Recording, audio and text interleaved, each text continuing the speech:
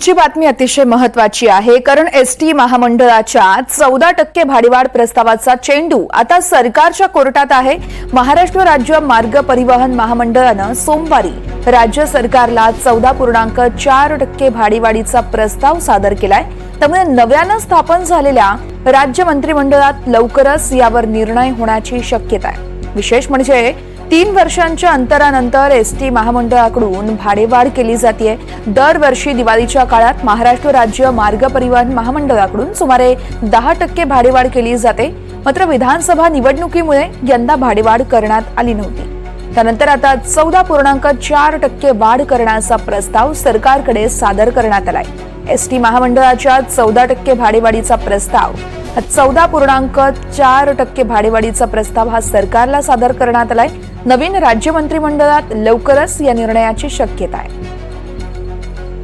या संदर्भात अधिक माहिती देतात मोहसिन शेख, आमचे प्रतिनिधी आहेत आपल्यासोबत। मोहसिन, नक्कीच वर्ष आपण जर बघितलं तर दरवर्षी दिवाळीच्या काळात जे आहे तर एसटी महामंडळाकडून 10% भाडेवाढ केली जाते। मात्र विधानसभा निवडणुकीच्या तोंडावर ही भाडेवाढ झाली नव्हती आणि गेल्या 3 वर्षांपासून जी आहे तर एसटी महामंडळात भाडेवाढ झाली नव्हती। त्यामुळे आता अखेर एसटी महामंडळाने 14.4% भाडेवाढ करण्याचा निर्णय घेतलाय। मात्र याचा प्रस्ताव जो आहे तर तो आता सरकारच्या कोर्टात गेलेला आहे। त्यामुळे आता यावर नवीन सरकार स्थापन झालेलं आहे। मुख्यमंत्री, 2 उपमुख्यमंत्र्यांनंतर मंत्र्यांनी देखील शपथ घेतलेली आहे। अजून खातेवाटप झालेले नाहीये, मात्र लवकरच या राज्य मंत्रिमंडळात यावर निर्णय होण्याची शक्यता आहे आणि राज्य महामंडळ म्हणजे एसटी महामंडळात 14.4%ची भाडेवाढ होण्याची शक्यता आहे।